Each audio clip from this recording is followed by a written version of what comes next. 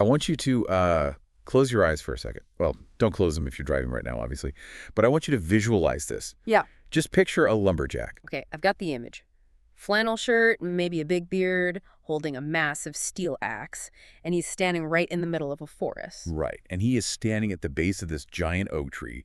He has a very specific job to do, which is to get that tree on the ground. So what does he do? He looks at the grain of the wood. He checks the wind direction to see which way it's blowing. He inspects the lean of the trunk. Exactly. He calculates the angle, he hefts the axe, and he swings. It's basically a classic problem of optimization. I mean, he is solving a physics problem. He is. But now I want you to shift gears completely. Picture a general. He's standing on a ridge, and he's looking down into a valley where an enemy army is dug in. He has the exact same goal, really, which is to neutralize the obstacle in front of him.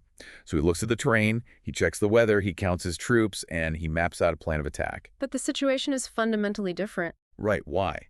Why is the general's job so much harder than the lumberjack's? Because, well, the oak tree doesn't care. The oak tree isn't actively plotting to fall on the lumberjack's head. It isn't hiding its roots or trying to trick him into swinging at the wrong spot. The environment is neutral. It's completely passive. Exactly. But the general is facing an opponent who is actively thinking, actively planning, and actively trying to ruin his day. And that right there, that is the big aha moment that kicks off the material we were covering today. Because when you really stop and think about it, most of our lives, we treat them like we're the lumberjack. We do. We act like the world is just this static thing we need to optimize.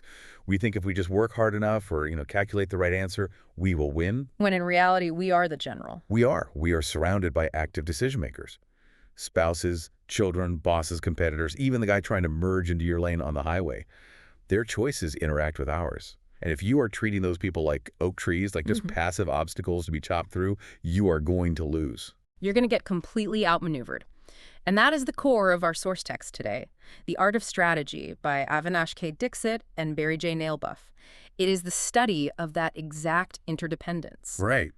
Now, the academic term for this is game theory, but I really prefer how they frame it in the book. It's the art of outdoing an adversary, knowing that they are trying to do the exact same thing to you. But it's not just about crunching people, right? Yeah. I mean, it's not just some ruthless, I win, you lose mentality. No, not at all. And that is a huge misconception about strategy.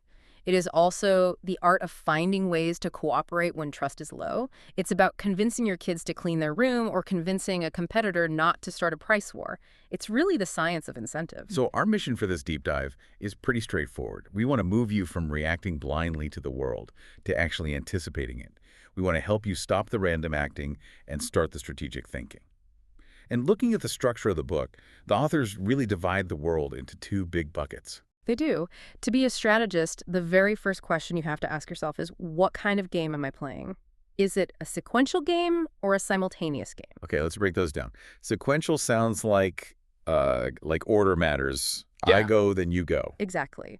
Board games like chess or Monopoly are the classic examples. Or think about a negotiation where offers go back and forth.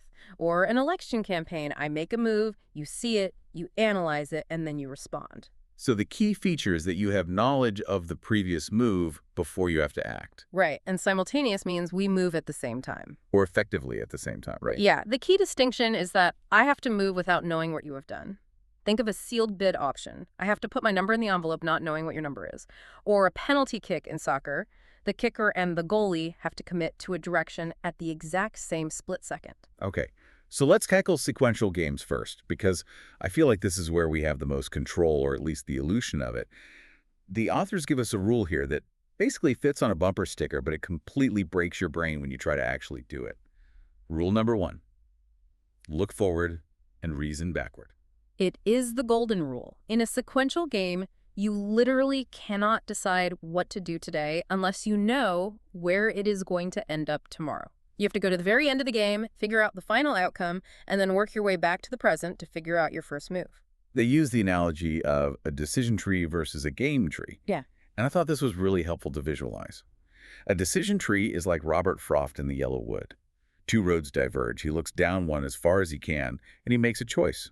Right. That's a decision tree because it's just him and nature. The road isn't going to change its shape just because he picked it. It is a static choice. Yeah. But a game tree. Imagine if Robert Frost picks the road less traveled, but he knows there is a troll living 3 miles down that road. And the troll is going to demand a toll. Exactly. Now, Frost's outcome depends on the troll's reaction. It's not just about the road anymore. So before Frost even takes the first step at the fork, he has to ask, if I meet the troll, what will the troll do? If the troll attacks, can I win? Right. If I can't win, maybe I shouldn't take this road at all. He has to solve the end of the journey before he starts it. He has to anticipate the troll's move to inform his own current move. To show just how tricky this gets, I want to play the game from the book with you. This is a game the authors play with their students to prove that we aren't quite as smart as we think we are. And listeners, I really want you to play along in your head right now. I am ready. I love this game. Okay, I have picked a number between 1 and 100. You have 5 guesses to get it. After each guess, I will tell you too high or too low. Okay. Seems like a standard guessing game. But here is the twist. If you get it right on the first try, you get a massive prize. If you get it on the last try, you get a tiny prize. And this is crucial. I am playing against you. If you win big, I lose money. So I want you to take as many guesses as possible. So you have an incentive to make it hard for me. You aren't just a random number generator. Correct. So knowing that, what is your first guess? Well, the engineer in me and probably the intuition of almost everyone listening screams 50. Why 50? Because it splits the field. It's binary search optimization. If I guess 50 and you say too high, I have instantly eliminated numbers 51 through 100. I have cut the problem in half. It's the most efficient way to search a random field. And that is the trap. That is the engineer strategy. It is the perfect strategy if the number was chosen randomly. But remember, I didn't choose it randomly. I am a strategic opponent. I know you are going to guess 50. Right. You are anticipating my logic. You know I was taught to split the difference. I know you will guess 50. Then, if I say lower, you will guess 25. If I say higher, you'll guess 75. It is a completely predictable pattern. So, if I want to ensure you don't find the number until the very last guess, where do I hide it? You hide it in the cracks. You pick a number that is specifically designed to survive the splitting strategy, like 48 or 49. Exactly. Let's trace it out. I pick 49. Your first guess is 50. I say too high. Now, I know it's 1 through 49. I split the difference. Second guess is 25. I say too low. Now it's 26 to 49. You split the difference again. Third guess, 37. Too low. Now it's 38 to 49. Fourth guess, 43. Too low. Now it's 44 to 49. Fifth guess, 46. Too low. By the time you get anywhere near 49, you have used up all your guesses. That is frustratingly clever, because my optimal strategy was literally used against me. It is the difference between a puzzle and a game. In a puzzle, the solution doesn't change. In a game, the solution is actively trying to evade you. The big lesson here is you cannot treat a strategic opponent like a random event. You have to ask, what do they think I'm going to do? And then adjust. You have to be one step ahead of their anticipation of you. This reminds me of the most famous example of looking forward and reasoning backward in reality TV history. Did you watch the first season of Survivor? The Richard Hatch season. I Yeah. did. And looking back, it's basically a Game Theory 101 course disguised as people eating bugs. It really is. For those who didn't see it, let's set the scene. It's the year 2000. It's the finale. There are 3 people left on the island. Richard Hatch, the villain, very smart, corporate trainer, highly strategic, but people hated him. Rudy, the 72-year-old Navy SEAL, grumpy, lovable, absolute American hero, and Kelly, the river guide, young, athletic, very likable. And the setup is the final immunity challenge. They have to stand on a pole in the ocean. Just stand there. The last person standing wins immunity. And whoever wins gets the sole power to choose who sits next to them in the final vote for the $1 million. Now, before the challenge starts, we have to look at the payoffs. This is the look forward part. Everyone knew that if Rudy made it to the final vote, he would win. Hands down. The jury loved him. He was the grandpa everyone wanted. So nobody wants to sit next to Rudy. Yeah. He is the Death Star. If you are next to him, you lose. Right. So let's reason backward from Richard's perspective. He wants the $1 million. Scenario A, Rudy wins the challenge. Rudy is loyal to a fault. He promised Richard, gave him his word as a SEAL, that he would take him to the end.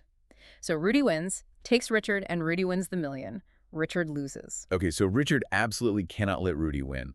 That leads to a loss. Scenario B, Kelly wins the challenge. Kelly is smart. She knows she can't beat Rudy in a popularity contest, so if she wins, she cuts Rudy's throat and takes Richard to the end. This is the best outcome for Richard.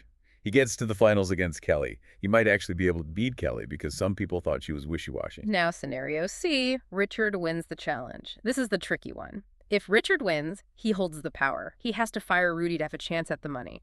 But if he fires Rudy after they had an alliance, he looks like a traitor. He creates a bitter jury member. He might lose the vote just out of spite because he stabbed the old man in the back. So, paradoxically, winning the challenge is actually bad for Richard. It forces him to do the dirty work. Exactly. If he wins, he damages his own odds. If Rudy wins, Richard loses. The only way Richard gets what he wants is if Kelly wins. So what did he do? The challenge starts. They are standing on the poles. It's hot. And Richard just steps down. He quits. He literally says, "I'm done," and steps off into the water. The host, Jeff Probst, was stunned. The audience thought he had lost his mind. They were like, "You're giving up a chance at $1 million." But he wasn't. He was actually maximizing his chance. He reasoned backward. He knew that by quitting, he forced a showdown between Kelly and Rudy. He banked on Kelly being athletic enough to beat the 72-year-old, which she was, and he banked on Kelly being rational enough to take him to the finals, which she did. And because Kelly was the one who fired Rudy, she took all the heat for it. Richard got to keep his hands completely clean. He won the $1 million because he solved the game tree before the challenge even started. It's the ultimate example of losing the battle to win the war. Most people would just try to win the pole standing contest because war is good.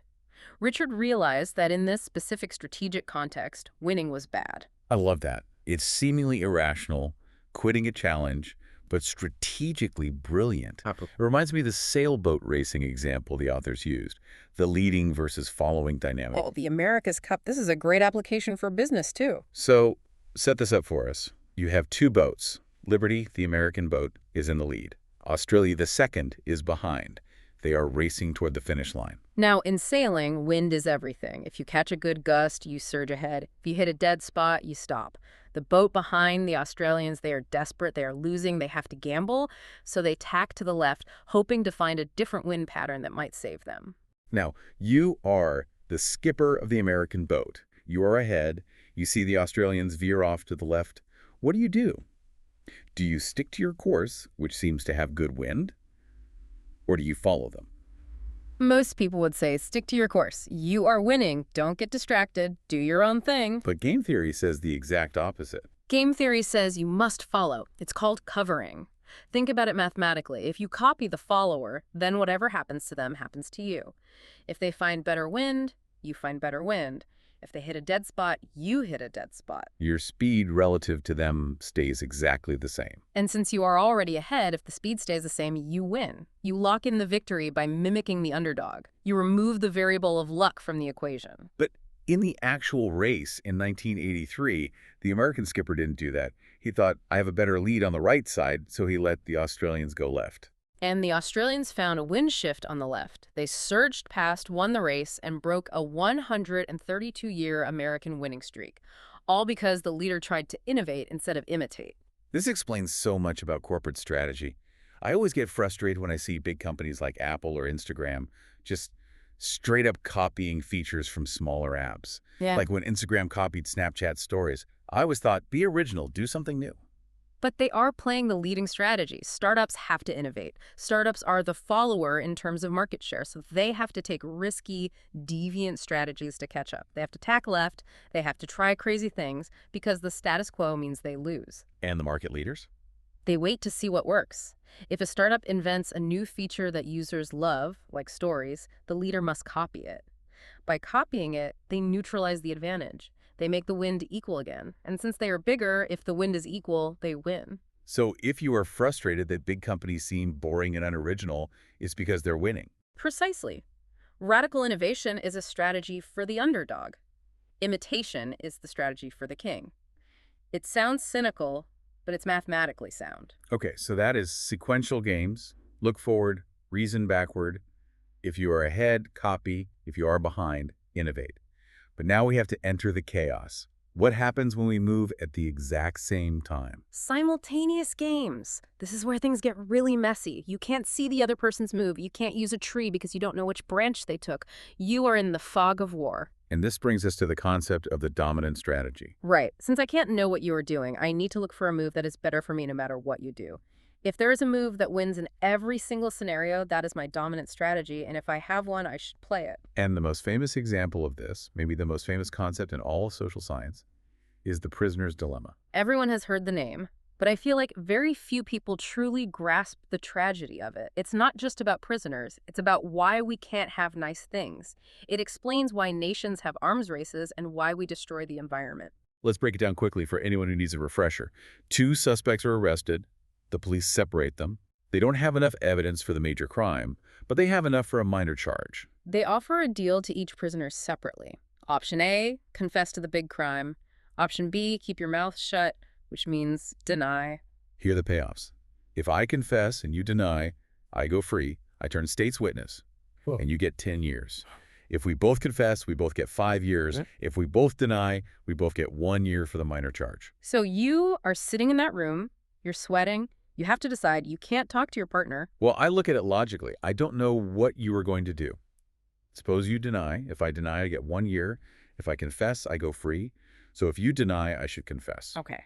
Now suppose I confess. If you confess and I deny, I get 10 years. That is a total disaster. If I confess, I get 5 years. So even if you confess, I should confess. See what happened there? In both scenarios, whether I deny or confess, you are better off confessing. Confessing is your dominant strategy. So I confess.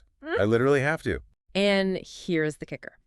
I am sitting in the other room running the exact same logic. Confessing is my dominant strategy too, so I confess. So we both confess, and we both get 5 years in prison. When if we had just kept our mouths shut, We would have gotten 1 year. that is the absolute tragedy of it. 2 completely rational people, acting in their own best interest, produce a result that is worse for everyone. The smart move leads to a collective disaster. This isn't just about jail, though. I mean, this explains price wars perfectly. Oh, absolutely. Look at Coke and Pepsi.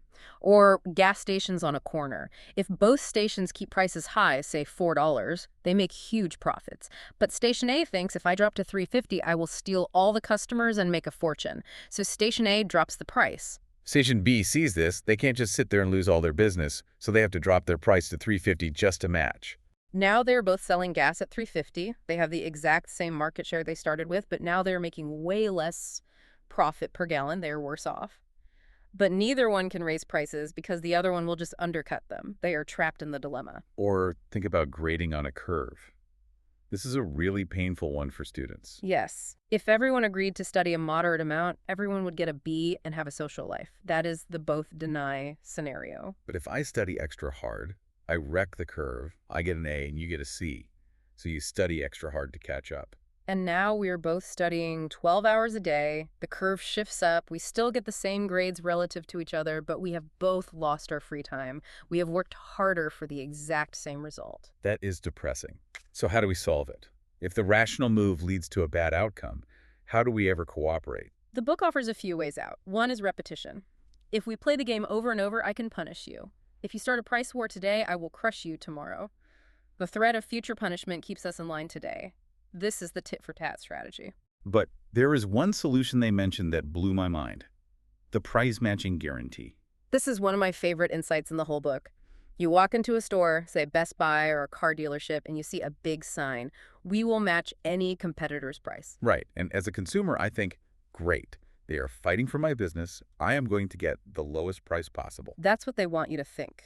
But strategically, that sign is a trap. How? Think about the incentives. If Store A promises to match Store B's price, does Store B have any incentive to lower its price? Wait, if Store B lowers its price to steal customers, Store A automatically matches it.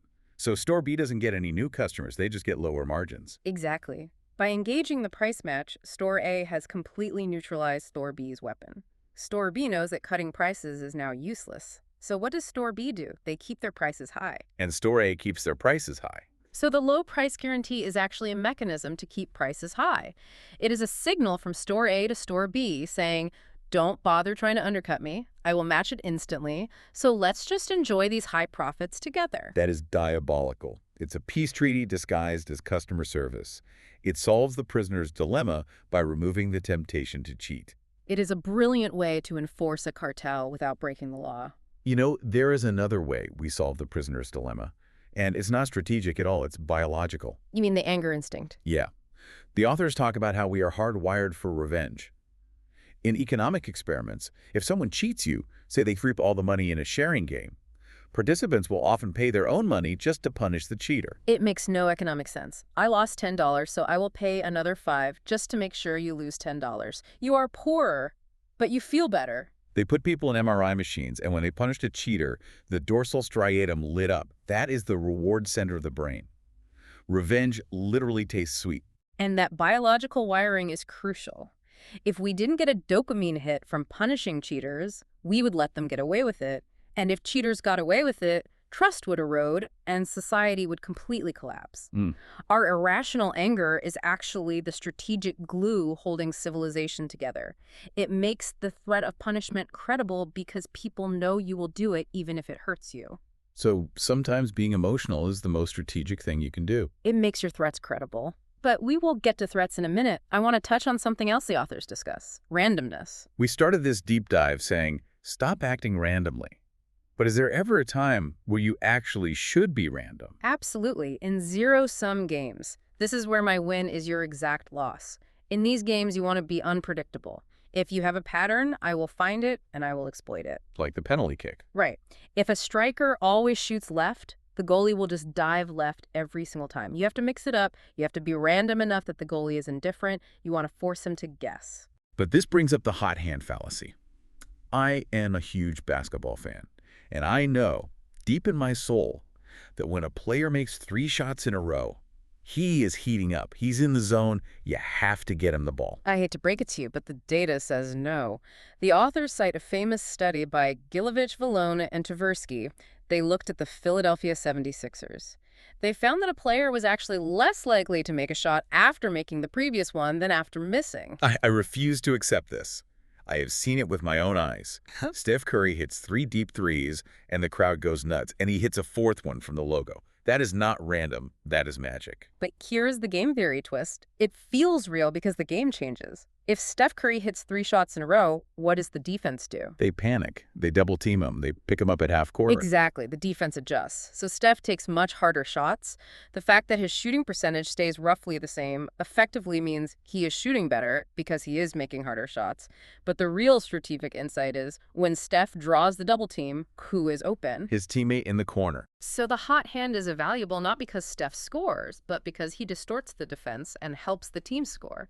The strategic value is in the attention he draws. Okay, I can live with that interpretation. But here's the big problem with being random. Humans are terrible at it. We are pattern-seeking machines. If I ask you to write down a random sequence of coin flips, heads and tails, you will inevitably alternate them way too much. Heads, tails, heads, tails, heads, tails. Because 4 heads in a row doesn't look random to me. It looks like a pattern. Exactly. But in a truly random series, streaks happen all the time. By avoiding streaks, you become predictable. The authors use the example from The Princess Bride. The Battle of Wits, Vizzini versus Wesley, the poisoned wine. You know that I know that you know. Vizzini is trying to use logic to solve a zero-sum game. He is looking for a pattern in Wesley's behavior. A man as clever as yourself would never put the poison in his own goblet. He's trying to outthink a situation where interests are totally opposed. But Wesley wasn't using logic. He poisoned both cups. He completely changed the game. And because Vizzini was looking for a pattern where there was none, he died. If you need to be random in a negotiation, a poker game, or a sports play, do not rely on your brain. Your brain will betray you. So what do? Outsource it. Look at the second hand on your watch. If it's between 0 and 30, go left. Between 30 and 60, go right. Use a mechanism that has no psychology. A general who attacks based on a dice roll can never be predicted. Okay, let's move to the section of the book that I think is the most useful for daily life. Strategic moves. This is about changing the game itself. This is about commitment, and the central idea here is paradoxical. You can improve your outcome by limiting your options. Freedom to choose is freedom to lose. Right. The classic example is Cortés burning his ships. He lands in Mexico in 1519, vastly outnumbered. His soldiers are terrified. They are thinking, if this goes bad, we can just run back to the boats and sail to Cuba. So Cortés burns the boats. He completely removes the option of retreat. Why is that strategic? 2 reasons. 1, it changes the motivation of his own soldiers. It's no longer fight or flee, it's fight or die. They fought like demons because they literally had no choice. But the second reason is the signal it sends to the enemy. Exactly. If the Aztecs see the ships burning, they know these guys aren't leaving, they are desperate. Fighting them is going to be incredibly costly because they will fight to the last man. It makes the enemy far less likely to attack. We see this in the game of chicken. Two cars racing at each other. The first one to swerve is the chicken. If you want to win that game, you have to convince the other driver that you will not swerve. But talk is cheap. I can scream, I'm not swerving all I want, but you might not believe me. You might think I'm just bluffing. So you have to make a commitment. You pull off your steering wheel and throw it out the window. Now, the other driver sees you toss the wheel. He knows you literally cannot turn. You have tied your own hands. You have removed your own freedom of choice. So the entire burden of avoiding the crash shifts to him. He must swerve. You win. Please, nobody try this on the highway. But we can apply this to something a little safer, like dieting. Dieting is a war between two selves. Your present self wants to be thin. Your future self wants to eat chocolate cake. And future me is weak. He always caves. He always says, I'll start the diet tomorrow. So present you needs to pull a Cortez. You need to burn the ship, so future you can't eat the cake. The book tells the story of a woman named Cindy who wanted to lose 15 pounds. She took photos of herself in a bikini. And she was, let's say, not in bikini shape. Not at all. She gave the photos to a friend with very strict instructions. If I don't lose 15 pounds by this date, send these photos to the local TV station to be aired. That is incredibly high stakes. She changed the payoffs. Before, the choice was cake versus being thin. Cake usually wins because the reward is immediate and the cost, being overweight, is far in the future. Now the choice is cake versus humiliation on national TV. The shame outweighed the sugar. She tied her own hands, and she lost the weight. If you don't trust your future self, you have to constrain them. You have to make the bad choice impossible or incredibly costly. This leads perfectly into the final concept, information. How do we know who to actually trust? In game theory, we assume talk is cheap. If a used car salesman says, this car is perfect, trust me, you ignore him, he has every incentive to lie to make the sale, so we need signaling. A signal is a way to prove you are telling the truth. But for a signal to work, it has to be costly. Take the warranty example. Why do good car companies offer 10-year warranties? To make me feel safe. But why can they afford to do it? Because their cars don't break. If a company that made junk cars offered a 10-year warranty, they would go completely bankrupt paying for repairs. The warranty is a costly signal. It separates the good cars from the lemons. It works because the bad company literally cannot afford to copy it. It's the same reason peacocks have giant tails. Yes, a giant, colorful tail is terrible for survival. It's heavy, it's slow, it attracts tigers. It is a massive handicap. So why does the male peacock grow it? To prove to the female, look how strong I am. I can survive even with this giant anchor on my butt. Only a truly healthy bird can afford to waste energy on a tail like that. So is a law firm with marble floors and expensive suits just a peacock? 100%. If a law firm is struggling, they can't afford the marble floors. They can't afford the $500 lunches. The waste is the proof of their success. It signals to you, we win cases. We have money to burn. Hire us. It's totally counterintuitive. We think waste is bad, but in strategy, waste is proof. And finally, there is screening. This is when you don't know the truth, so you set up a test to force the other person to reveal it. The King Solomon story. The biblical story. Two women claim the same baby. Solomon doesn't know who the real mother is. They both say, it's mine. Talk is cheap. So he suggests the sword, cut the baby in half and give half to each. He was screening them. He knew there were two types of women here.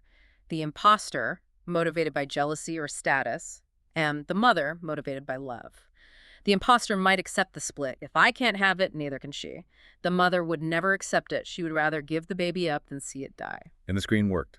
The real mother said, no, give it to her. Just don't hurt him. And Solomon knew instantly. He forced them to reveal their private information through their reaction to a horrifying proposal. That is game theory in its purest form. It's brilliant. He created a game where the only winning move for the liar was to be revealed. And that's the goal of all of this. Whether it's Solomon or Cortez or the prisoner's dilemma, it's about structuring the incentives so that the outcome you want becomes the inevitable result. We have covered a ton of ground today. We have gone from lumberjacks to survivors to peacocks. What is the one thing, the final provocative thought, you want to leave the listener with? I want to leave them with the winner's curse. Oh, this is a really good one, especially if you are looking to buy a house in this market. If you win an auction, it usually means you screwed up. Explain that. Winning feels good. Winning means I got the house. Imagine a jar of coins. No one knows exactly how much is inside. 10 people bid on it. The average of everyone's guess is probably pretty accurate to the real value. Some guess high, some guess low. But who wins the auction? The person who bid the highest. Which means the winner is the person who was the most optimistic about the value, the person who overestimated it the most. So if I win the house, it means I paid more than anyone else in the world thought it was worth. Exactly. Winning implies you had information that made you overvalue the item. So the strategic advice is, when you are bidding, assume you have already won. Ask yourself, if I am the only person willing to pay this much, what is everyone else seeing that I am missing? Are there termites? Is the foundation bad? You literally have to bid as if you are cursed. Shade your bid down. Don't celebrate the victory, question the price. It keeps you humble and solvent. Well, there you have it. Don't be a lumberjack, be a general. Look forward, reason backward, and maybe, just maybe, throw your steering wheel out the window. Metaphorically. Please drive safely. Metaphorically, of course. Thanks for listening to The Deep Dive. We will see you next time.